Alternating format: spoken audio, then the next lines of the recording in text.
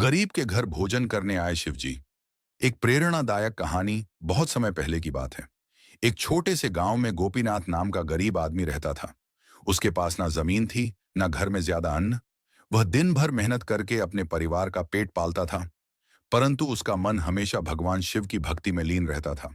गोपीनाथ हर सोमवार उपवास रखता और पास के शिव मंदिर में जाकर बेलपत्र, जल और थोड़े से चावल चढ़ाता। उसकी भक्ति देखकर गांव वाले हंसी उड़ाते। अरे, पेट पालने का ठिकाना नहीं और भगवान को चढ़ावा चढ़ाने चला है। लेकिन गोपीनाथ के लिए भक्ति सबसे बड़ी दौलत थी। वह कहता, धन हो या ना हो, अगर दिल से भगवान को पुकारो तो वे जरूर सुनते हैं। एक दिन की घटना, एक बार सावन का महीना आया। गांव में हर जगह भव्य भंडारे हो रहे थे। धनी लोग बड़े बड़े पकवान बनाकर शिव भक्तों को खिला रहे थे। गोपीनाथ का मन भी हुआ कि वह भी अपने शिवजी को भोजन करवाए, लेकिन घर में कुछ भी नहीं था, बस दो मुट्ठी चावल और थोड़ी सी दाल। उसकी पत्नी ने कहा, इतना कम अन्न है, इसे बचा कर रखो, बच्चों का पेट कैसे भरेगा? गोपीनाथ बोला, अगर शिवजी मेरे घर अतिथि बनकर आ गए तो यही उनके लिए राजभोग है। मैं उन्हें सच्चे दिल से भोग लगाऊंगा। भगवान का आगमन। उस रात गोपीनाथ ने प्रेम से खिचड़ी बनाई और मन ही मन शिवजी को भोग लगाने लगा। इतने में दरवाजे पर कोई साधु आकर खड़ा हो गया।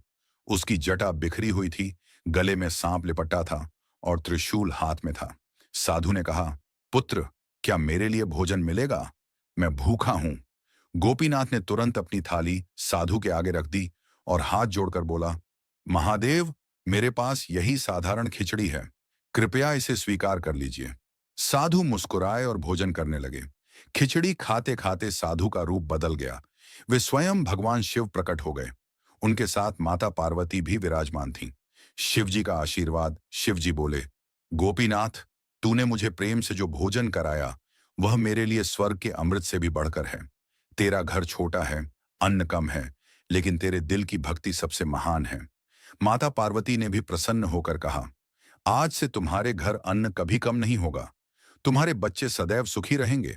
यह कहकर शिव पार्वती अंतर्ध्यान हो गए। अंत में शिक्षा, उस दिन से गोपीनाथ का घर कभी खाली नहीं रहा। गांव वाले जो उसका मजाक उड़ाते थे, वही अब उसकी भक्ति की सराहना करने लगे। सीख, भगवान को सोने चांदी के भोग की जरूरत नहीं होती। वे तो केवल भक्त के प्रेम और सच्चे मन की भक्ति को स्वीकार करते हैं। यह कहानी हमें सिखाती है कि गरीबी या दौलत से नहीं, बल्कि सच्चे प्रेम और श्रद्धा से भगवान प्रसन्न होते हैं